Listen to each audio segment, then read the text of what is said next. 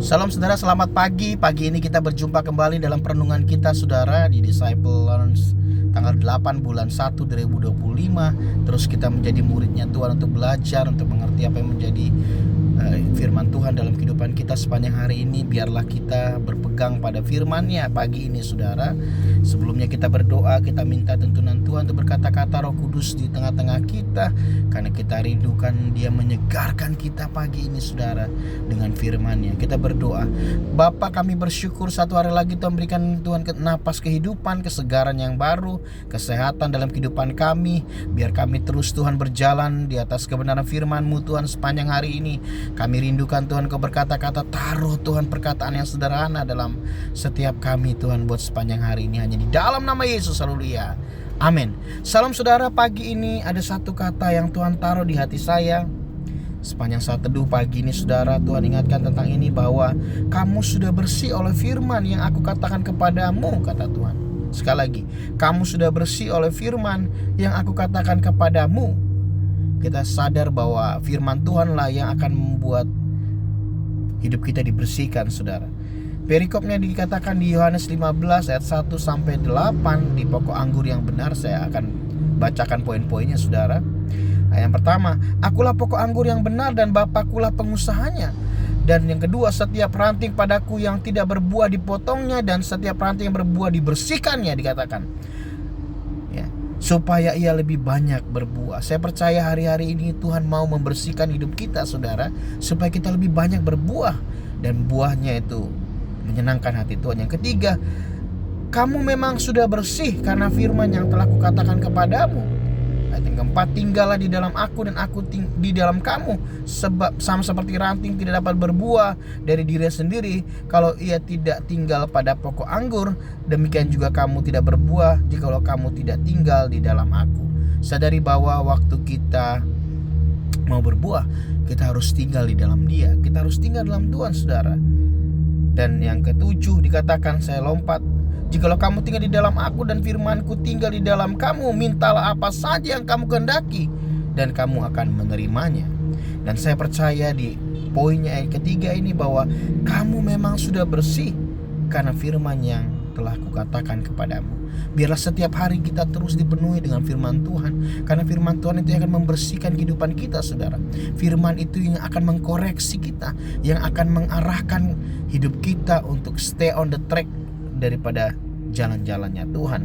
Efesus 5 ayat 26 sampai dengan 27 dikatakan, untuk menguduskannya sesudah ia menyucikannya dengan memandikan dengan air dan firman. Dikatakan bahwa kita dikuduskan dalam firman-Nya. Supaya 27, supaya dengan demikian ia menempatkan jemaat di hadapan dirinya dengan cemerlang, tanpa cacat dan kerut atau yang serupa itu, tetapi supaya jemaat kudus dan tidak bercela.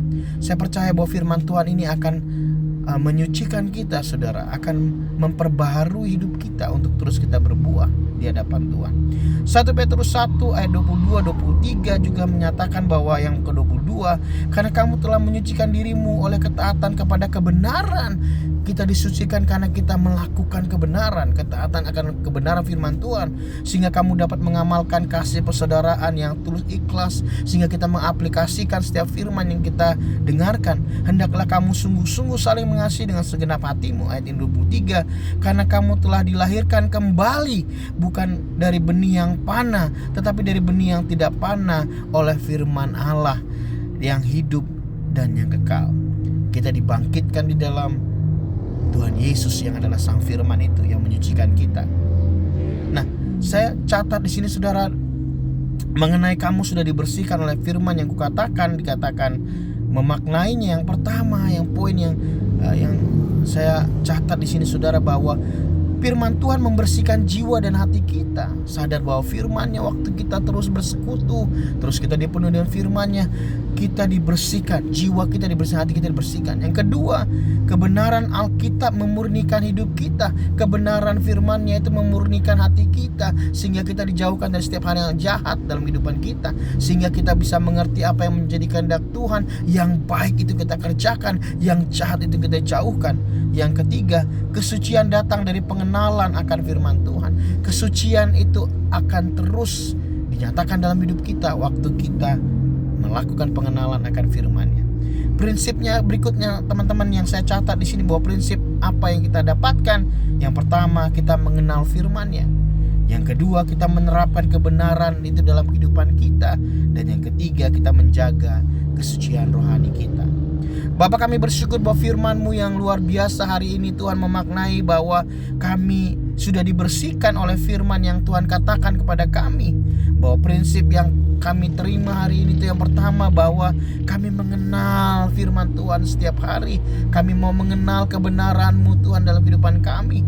Yang kedua, kami mau menerapkan dan mengaplikasikan setiap firman yang Tuhan katakan dalam setiap kehidupan kami. Kami mau coba untuk lakukan itu dalam kehidupan kami. Dan yang ketiga, kami boleh menjaga kesucian hati kami, kesucian rohani kami Tuhan di hadapan-Mu.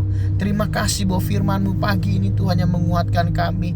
Kalau kami boleh dibersihkan oleh setiap firman setiap hari yang Tuhan katakan setiap kami akan terus berbuah dan kami tinggal di dalam Engkau Tuhan.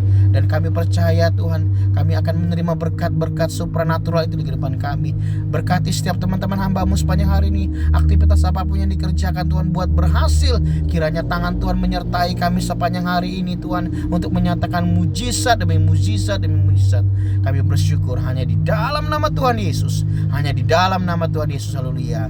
Amin. Salam, Tuhan Yesus memberkati teman-teman semua. Tetap semangat, tetap andalkan Tuhan, tetap stay on the track.